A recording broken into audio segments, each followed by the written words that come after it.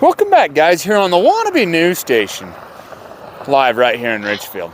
We're up here by the freeway, up here where Utah Beef Producers is going to be at now. We're up here doing a tour of the facility, of the progress of what they've done in here, to changing it from a beer distributing company building to a beef producing company. Now, it's totally different than what it was before. I used to work here when it was a beer distributing company, and to walk in there and check out this place and take a tour of this place. Be cut down. And so like the meat will come in and it will be processed, and so everything that's fresh and not frozen is going to come this way, where everything that's going to be frozen for our direct to consumer is going to go that way. And then in this room we just finished up, they're working on doors, that's extra cooler storage and everything, so we'll be able to store our food industrial side to it. Now we'll have 2 lanes going, and so we'll be able to process and get those things out. So we'll come this way.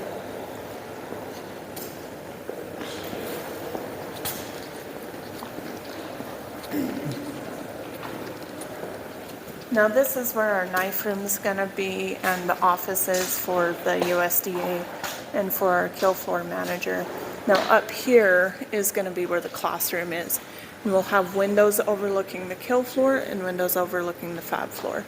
We'll be able to bring guests in without contaminating the floors, and because it's biosecurity. Yeah. It's going to be a great opportunity because we're going to be including the high school kids and the college students and the community to do educational tours, and then we're partnering with Snow College and Utah State on Utah State Extension on doing a meat science program. So if the kids want to come in, get their internship hours, they'll be able to graduate high school with a degree or a certificate, or if they're college age, same thing. So over here, everything's automated as soon as you walk in. This is our pallet storage for our frozen. It's a -10 cooler. It will be able to hold up to 90 pallets at a time. We have an option to extend that direction, and just depending on how much our consumer base is. This is our pack and ship. We'll get the orders from our website. We'll be able to pack it. We'll get it ready for shipping. We'll have it on the truck. And then going this way is our kill floor.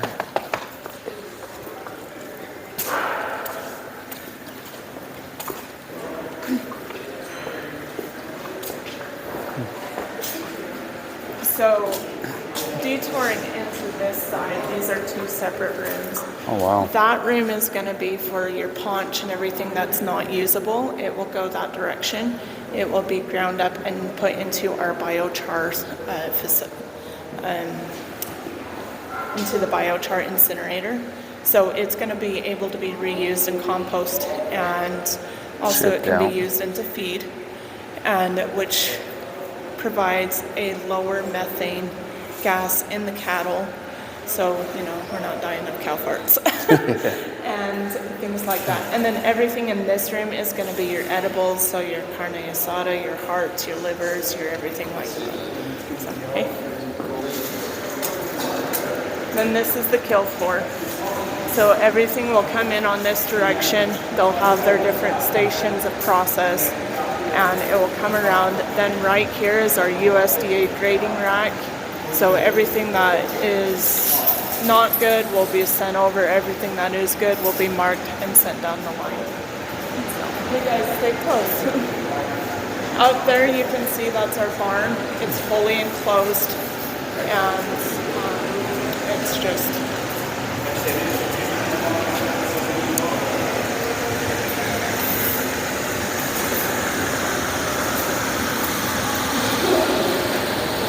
this is our recycling and water system. So what we're going to do is we're going to be able to bring in our water, and it has to get to 180 degrees. So this is going to help us be able to use free energy off of our compressors that's being used for the refrigeration. it will heat it up to 120 degrees, and then these water heaters will heat it up to the full 180. So we're not using as much energy. Then that's gonna be our what's it called? Oh, can't remember. I can't remember the water tank name. But we're gonna be able to flush through. We're gonna have a big water recycling plant outside. We're gonna be able to go through it potable water 4 times. We will recycle it as much as possible, and then we're gonna put the water that we used back into the system cleaner than what it came into the system. So everything's completely recycled, completely clean, and we're gonna be saving thousands and thousands and thousands of, and even possibly millions of gallons of water. And you can't quote me on this because we're talking, I can't remember if it's 80,000. I know there's a number of 80,000 gallons of water and 8 million gallons of water. So it's something with an 8. But